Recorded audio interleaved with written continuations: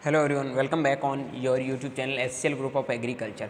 आज के इस लेक्चर में हम बात करेंगे वाटर रिक्वायरमेंट के बारे में, यानी कि पौधों को कितने जल मांग की आवश्यकता होती है, ठीक है, और पौधों को किस किस क्रांतिक अवस्था में जल देना चाहिए। यानी कि आज का ये लेक्चर हमारे रहने वाला है कि पौधों को जल मांग कितने जल मांग की आवश्यकता होती है, जल कब देना चाहिए, उनके बारे में फाइनली हम डिस्कस करने वाले हैं। वाटर इरिगेशंस का हमारा लेक्चर नंबर 3 है। उससे पहले सबसे पहले हमने इरिगेशंस की बेसिक इन्फॉर्मेशन पढ़ ली थी, उसके बाद में मेथड्स ऑफ इरिगेशन पढ़ लिया था।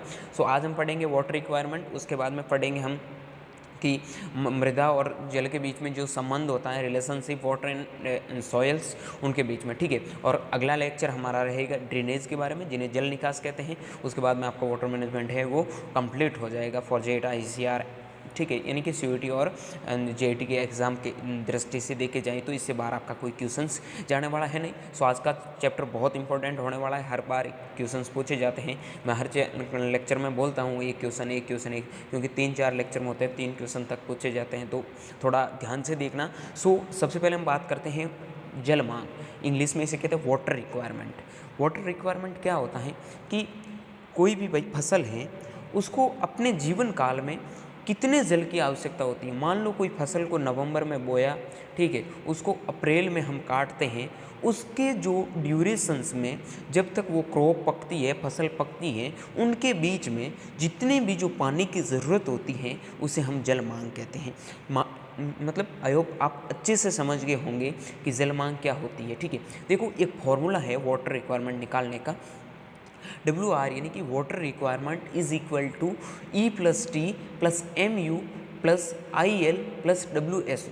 देखो, इसका मतलब क्या होता है। E का मतलब होता है आपका इवोपरेशन, यानी कि वाष्पीकरण आपने पढ़ा है, ठीक है। उसके बाद में T का मतलब होता है वाष्पोत्सर्जन, ठीक है। अब रही बात MU यानी कि मेटाबॉलिज्म यूनिट। मेटाबॉलिज्म चयापचय उपापचय क्रियाएँ आप पढ़ते हो प्लांट में। मेटाबॉलिज्म जितनी भी जो एक्टिविटीज़ होती हैं वो भी आपका वाटर रिक्वायरमेंट में हेल्प करती हैं, या फिर उनमें कुछ ना कुछ उसका पार्ट है, ठीक है। उसके बाद में IL का मतलब होता है कि जब हम इरिगेशंस देते हैं, वाटर मतलब पौधों को जब सिंचाई करते हैं, उनके दौरान कितने वाटर लूज मतलब ख़राब हुआ था, हानि हुई थी, ठीक है। तो सिंचाई दौरान मतलब जल की जितनी भी जो हानि होती है, ठीक है, total irrigations period losses of water. WSU का मतलब होता है विशेष उपयोग के लिए आवश्यक जल, ठीक है। जो पौधों को जो आवश्यक जल आप उपलब्ध करवाते हो उनके लिए कितना विशेष है, मतलब इम्पोर्टेंस कितना है जल उनमें से, ठीक है। तो ये हो गया आपका WSO। ये फॉर्मूला मिलकर आप अपने प्लांट्स के लिए जल मांग निकाल सकते हैं। यानी कि पहले आपको प्लांट का वाष्पीकरण रेट ज्ञात करना होगा, उसके बाद में वाष्पोत्सर्जन, उसके बाद में मेटाबॉलिज्म एक्टिविटीज़ कितनी यूनिट तक हैं, ठीक है। ये सारा ऐड करके कितना पानी है वो बाहर निकल रहा है, मतलब कितने पानी की हानि हो रही है, कितना पानी उसमें उपयोग में आ रहा है, टोटल मिला के जब आप निकालोगे तब जाकर आपका जल मांग निकलेगा। सो आगे मैं आपको यही बताने वाला हूँ कि किस फसल के लिए कितनी जल मांग होती है, किस फसल की क्या जल मांग होती है, कब कब उनको पानी देना चाहिए, ठीक है। उनका कौन सा ड्यूरेशंस है, कौन से ड्यूरेशंस पीरियड में क्रॉप्स को पानी देना चाहिए, ठीक है। देखो, एक इम्पॉर्टेंट चीज़ है कि वाटर रिक्वायरमेंट को कौन कौन से फैक्टर हैं वो इफ़ेक्ट करते हैं, यानी कि जल मांग को प्रभावित करने वाले कारक। सबसे पहले देखो, सिंपल बात समझो आप कि भाई कोई फसलों को ही तो हम पानी देंगे, तो पहले तो एक फसल की किस्म बन सकती है, फसल किस प्रकार की फसल है। देखो भाई,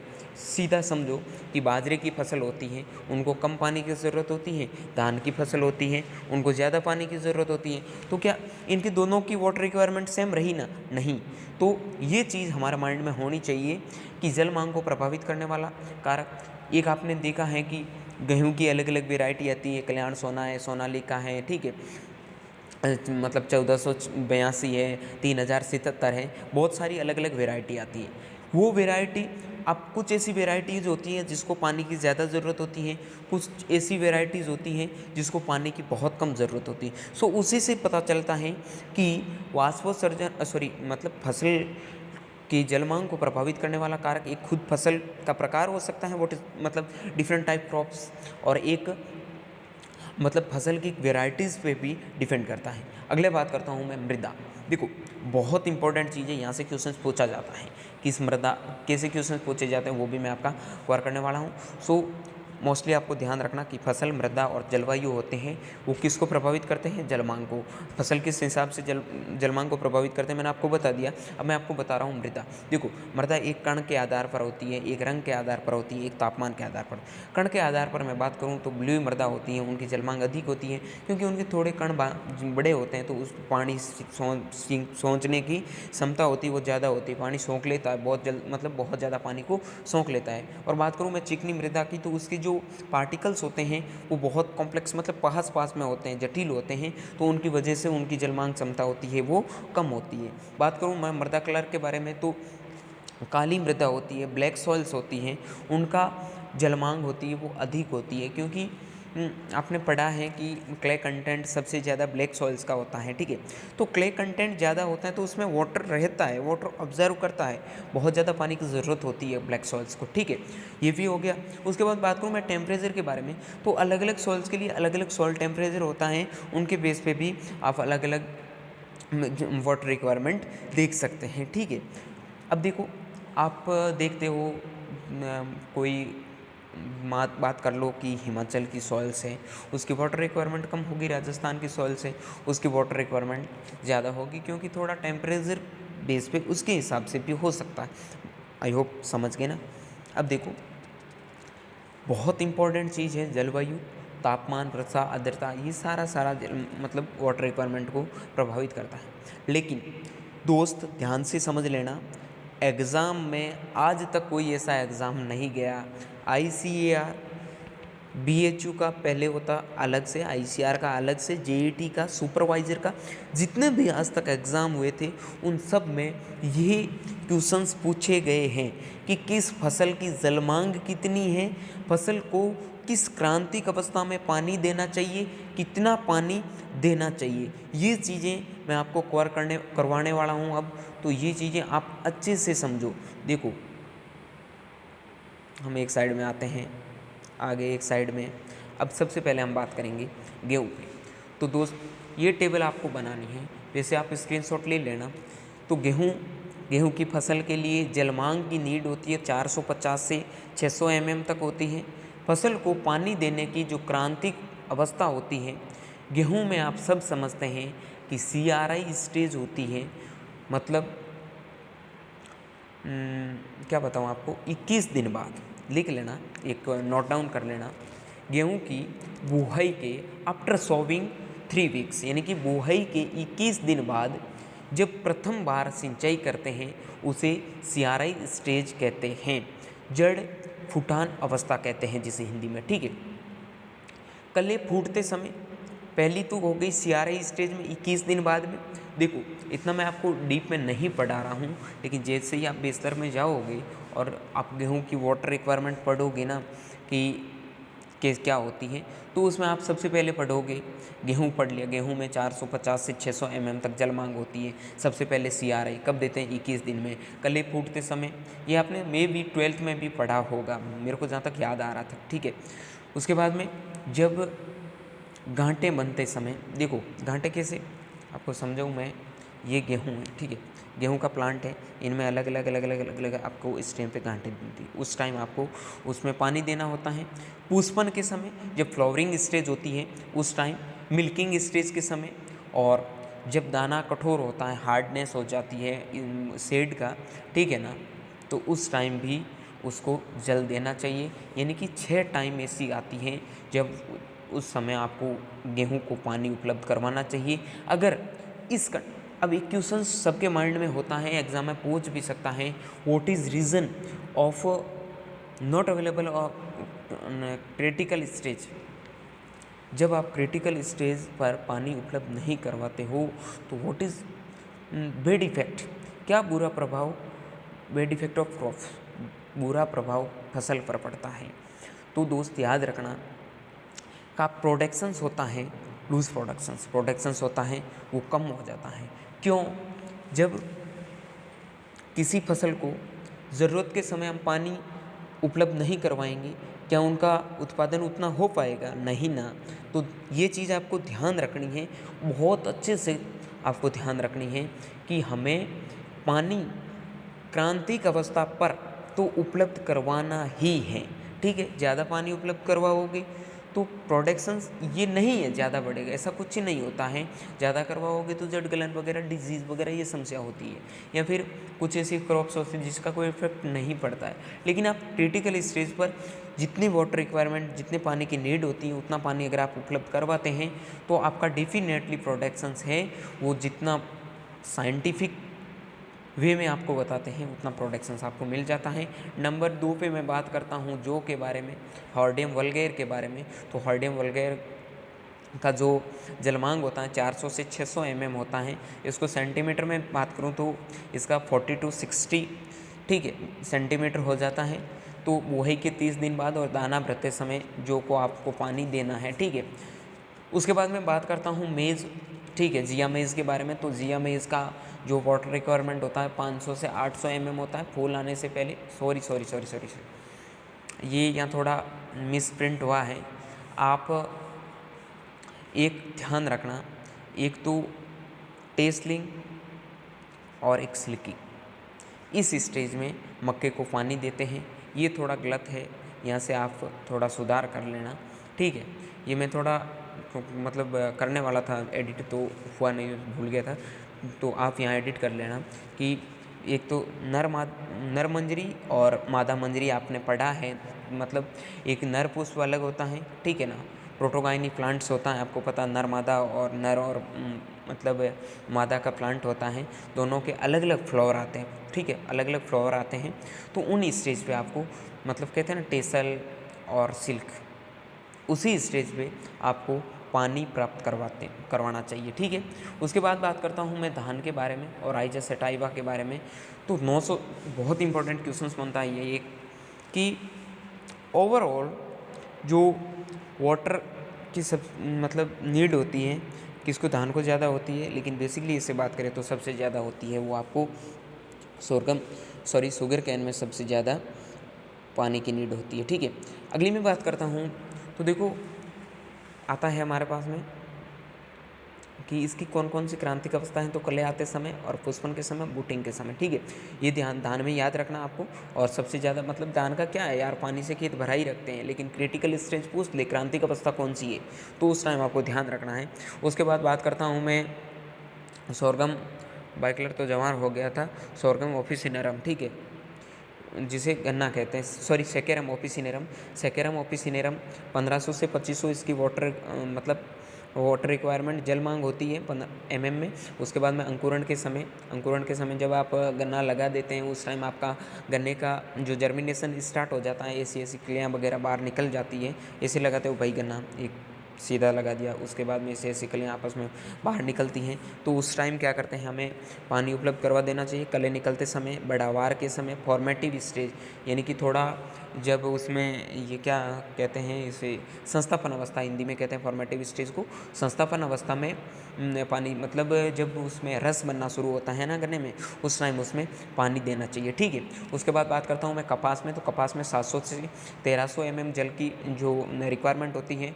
डोडे वाली शाखाएं बनते समय, पुष्पन के समय और डोडे बनते समय उसको पानी देना चाहिए। बात करता हूँ मैं तंबाकू के बारे में। तो 400 से 450 चुनटाई या टोपिंग के समय इसको पानी देना चाहिए। उसके बाद बात करता हूँ मूंगफली में तंबाकू एक बार आपको साथ साथ में बॉटनिकल नेम भी मैं बता देता हूँ। तो कपास का बॉटनिकल नेम होता है गोसिपियम स्पेसीज होता है, जिनमें अलग अलग आपकी स्पेसीज होती हैं। 4 प्रकार का कपास होता है जो आगे हम पढ़ेंगे, ठीक है।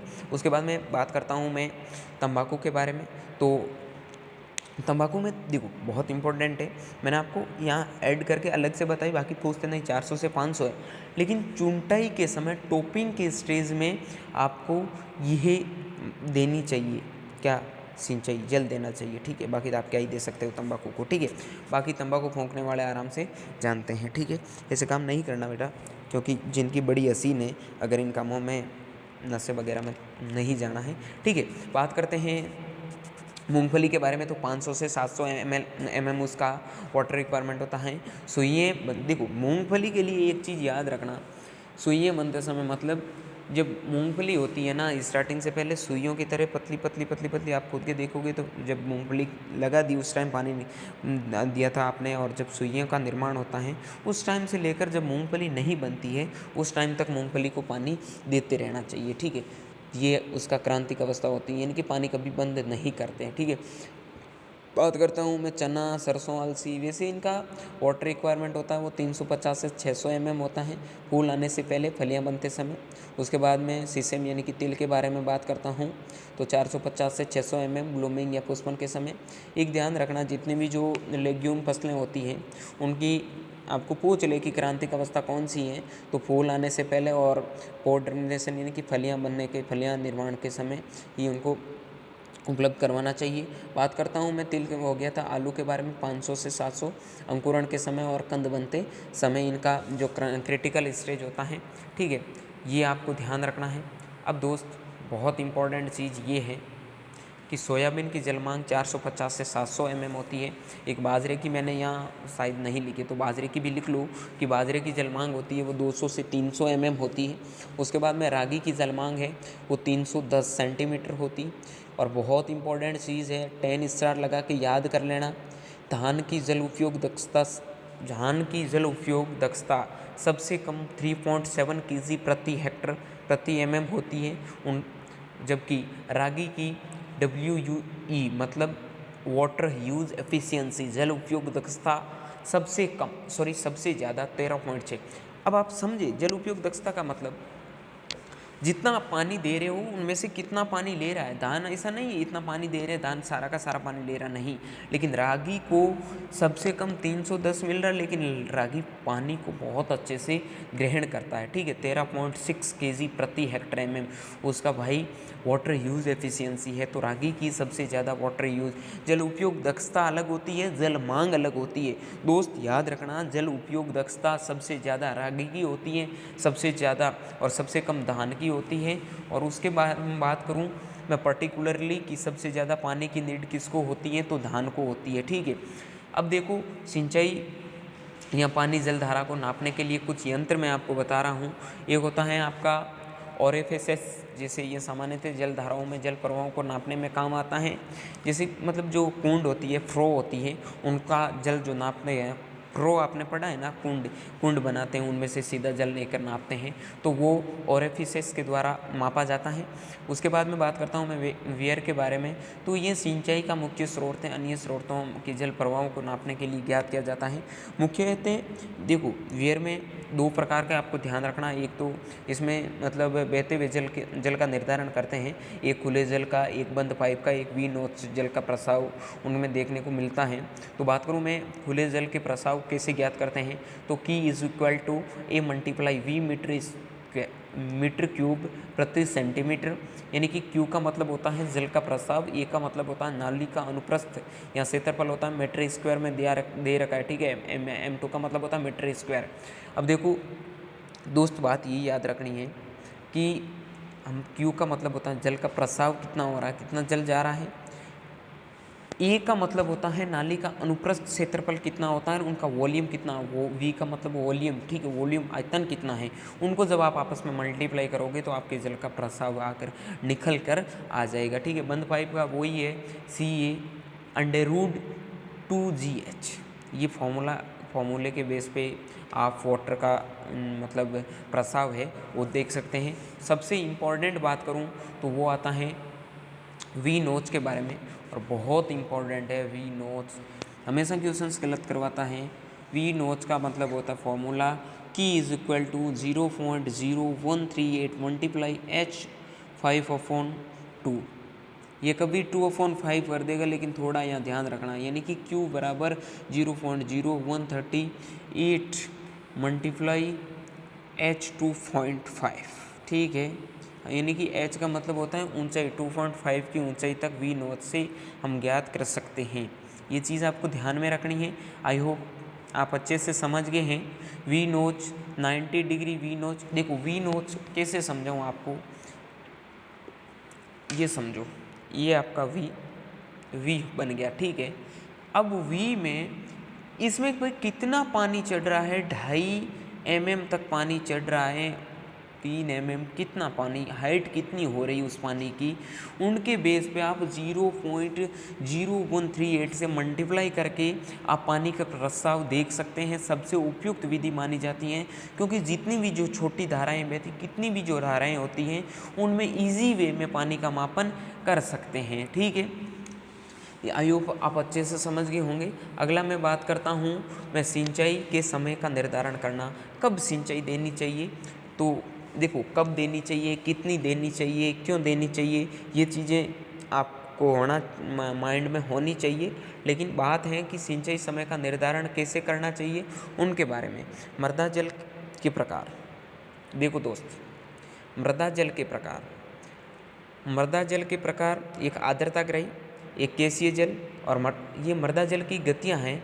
तो इनके बारे में मैं ज़्यादा डिस्कस नहीं करूँगा। मैंने आपको पहले बता दिया, जब चैप्टर स्टार्ट किया था तो परकोलेशंस के बारे में मैंने आपको बता दिया था, इनफिल्ट्रेशंस के बारे में मैंने आपको बता दिया था, अगर आपको याद है तो। मैंने आपके सीपीएस के बारे में मैंने आपको बता दिया था। ठीक है, तो ये चीज़ें बार बार बताने की ज़रूरत नहीं है। ठीक है, और कॉम्पिटेटिव हर चीज़ को आप बार बार रिविज़न में नहीं, मतलब ऐसे नहीं पढ़ा सकते, खुद को रिविज़न करने की ज़रूरत होती है। या आपके माइंड में क्वेश्चन आना चाहिए। मैंने उस टाइम बताया था कि वाटर की गतियाँ, जल की गतियाँ, मैं एक बार बता रहा हूँ। ठीक है, लेकिन मृदा जल के प्रकार मैंने नहीं पढ़ाए हैं और मैं ये अच्छे से आपको क्लियर करवाऊंगा। मृदा जल के प्रकार वैसे देखें तो बेटा 3 प्रकार के मृदा जल होते हैं। एक आपका आर्द्रताग्रही मृदा जल होता है, एक आपका केसीय जल मृदा जल है, और एक आपका गुरुत्वीय जल होता है। ठीक है, गुरुत्वीय जल को आप स्वतंत्र जल के नाम से भी जान सकते हैं। ठीक है, बात करता हूँ मैं हाइग्रोस्कोपिक वाटर के बारे में। तो मृदा कणों द्वारा आणविक रूप से धारण किया गया जल। ठीक है, मृदा का जो कण होता है सीधा कितने जल को धारण कर सकता है। देखो, एक चीज़ आपको याद रखना, जब वाटर, एक सिंपल भाषा में, कादा, आपने नाम सुना कादो का मतलब कादा क्या होता है। वाटर और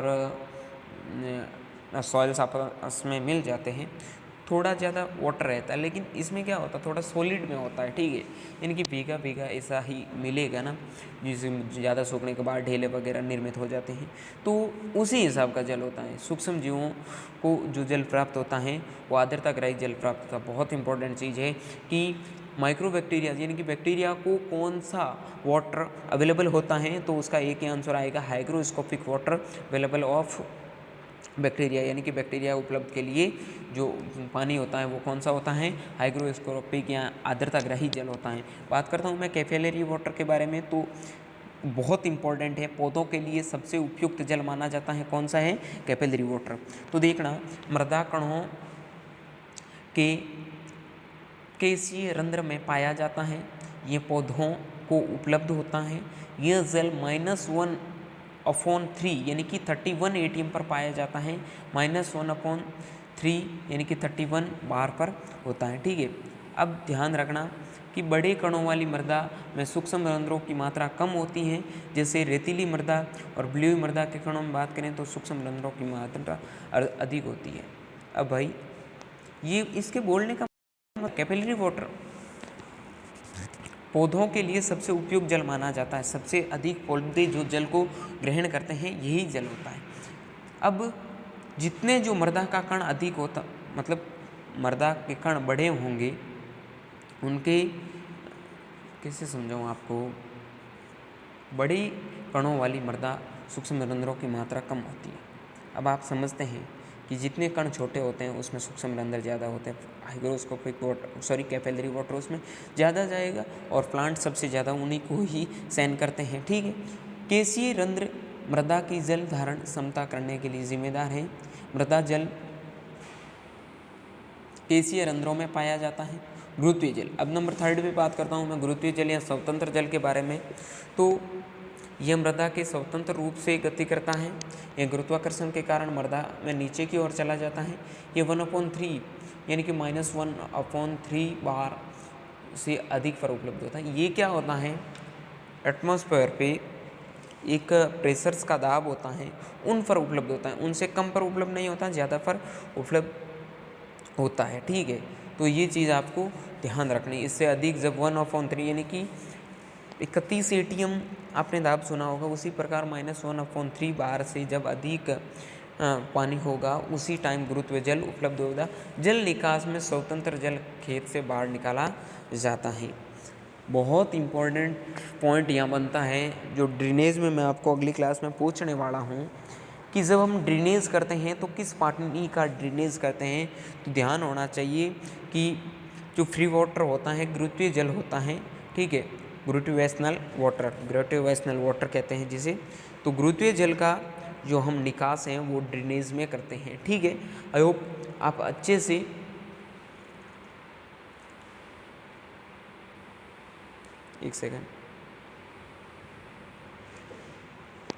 अच्छे से इनके बारे में समझ चुके हैं। कोई डाउट हो तो आप बताना, अच्छे से मेहनत करना, ठीक है। मैं कोशिश कर रहा हूँ कि अब आपका रेगुलर टेलीग्राम पे टेस्ट शुरू कर दूँ, ठीक है। चैप्टर वाइज एक सीरीज़ लेके आऊँगा अभी टेलीग्राम पे। सो आपसे रिक्वेस्ट है कि जितने भी जो फ्रेंड हैं उनको बोलो HCL ग्रुप ऑफ एग्रीकल्चर को ज्वाइन कर ले। टेलीग्राम ग्रुप पे मैं एक वीडियो बनाऊंगा सेपरेटली, ठीक है। तो क्या बेस्ट हो सकता है, क्या हमें करना चाहिए, उनके लिए जो टाइम टू टाइम मैं आपको टिप्स देता रहूँगा। सो मिलेंगे अगली क्लास में जब हमारा ड्रेनेज क्लियर हो जाएगा। उसके बाद में मैं डेली आपकी सीरीज़ चलाता रहूँगा, ठीक है। तो क्वेश्चन सॉल्व करवाना मुझे अभी थोड़ा ठीक लग रहा है। मैं भी क्वेश्चनों की भी सोच रहा हूँ और आपको क्वेश्चन सॉल्व करवाऊँगा, ठीक है। तो मिलेंगे किसी नई क्लास में, तब तक के लिए स्वस्थ रहिए, मस्त रहिए, देखते रहिए HCL ग्रुप ऑफ एग्रीकल्चर का YouTube channel. Thank you very much.